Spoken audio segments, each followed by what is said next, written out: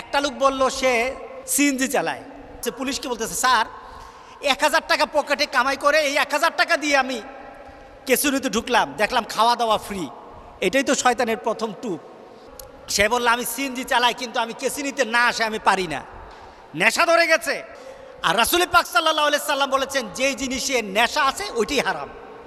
আপনার নেশা হতে পারে খাদ্যের মধ্যে, নেশা হতে পারে আপনার তাসের মধ্যে, নেশা হতে পারে আপনার জুয়ার মধ্যে। রাসূল পাক সাল্লাল্লাহু আলাইহি সাল্লাম সকল ধরনের নেশাকে হারাম করেছেন। কারণটা কি? একটা মোমেন যখন নেশাতে ঢুকে যায় তখন সে আল্লাহকে ভুলে যায়, তখন তার ইবাদতকে ভুলে যায়, তখন তার নামাজ ভুলে যায়, তখন তার জিকির ভুলে যায়, তখন তার বাবাকে ভুলে যায়, তখন তার স্ত্রীকে ভুলে যায়, তখন তার নিজের কর্তব্যকে ভুলে যায়, তখন সে অমানুষ হয়ে যায়, একটা পশুর থেকে আরও খারাপ হয়ে যায়। যেই হাতে তাস উঠে আর যেই হাতে জুয়ার টাকা উঠে, ওই হাতের মধ্যে আল্লাহ সুবহানাহু ওয়া তাআলা জান্নাতের কোনো নাজ নিয়ামত দিবে না। মনে রাখতে হবে মুসলমান, আমরা জান্নাতের জন্য জন্ম নিয়েছি, দুজুকের জন্য জন্ম নেই। কি বলেন?